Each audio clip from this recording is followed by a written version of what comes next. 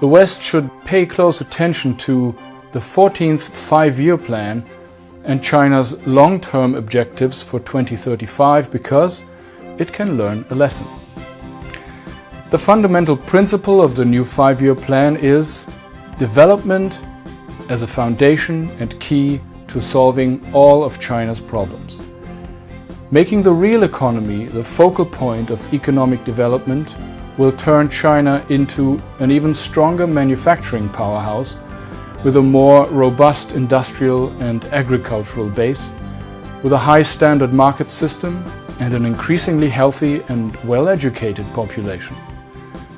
New economic infrastructure will better integrate urban and rural areas, create jobs, raise the income of lower income brackets of society, consolidate poverty alleviation, offer more affordable housing. Europe should unquestionably welcome such an action plan which aims to make the Chinese people more prosperous in all respects. Many experts around the world will be discussing the economic significance of the five-year plan, and rightly so. Let me talk about an aspect which is my area of expertise: education and culture. Because a large part of the new plan deals with the revitalization of Chinese culture and the promotion of high-quality literary and artistic works to, and I quote, reflect the new atmosphere of the era and celebrate the new creativity of the people, end of quote. If a 5,000-year-old civilization, such as the Chinese, is striving to reach new heights and expressing its outstanding culture and ingenuity, the world should listen up. China will foster cultural exchanges with the world and strengthen a multi-level dialogue of civilizations. The vision of the Chinese government includes the construction of a high-quality education system which aims to cultivate the people's character and serve as a precious public good. Chinese successes in education have already won top places in international rankings. As the quality of higher education increases even further, the cultivation of talents in science, engineering, agricultural and medical professions will reach a new peak.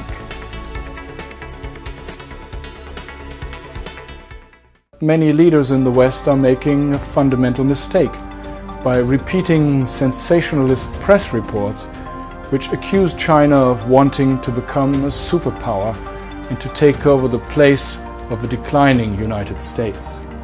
But nothing can be further from the truth. It speaks, unfortunately, volumes about the so-called elite educational system of the West, that almost all they can produce is a league of bureaucrats who believe the world ought to be run by them, the Western liberal establishment, alone. The recent high-level dialogue, which concluded negotiations on the China-Europe Investment Agreement, is definitely a positive sign, but European programs such as the Green Deal and the so-called taxonomy plan threaten to destroy what is left of the ailing real economy in Europe. Farms are currently ruined by unfair price structures and regulations, which bring profits only to international food cartels and to profit-oriented financial firms. Whereas China is vigorously expanding its public health infrastructure and is building a community of common health for mankind, the European and American leaders have bungled almost all aspects of the fight against COVID-19. This comes at a sad and heavy death toll and a high economic price tag. It would do Western politicians, economists, scholars, and citizens alike good to study the 14th five-year plan and to get reminded what statecraft the economy and culture is all about, serving the common good of the citizens. Have they done that? Well, mostly not, but better late than never.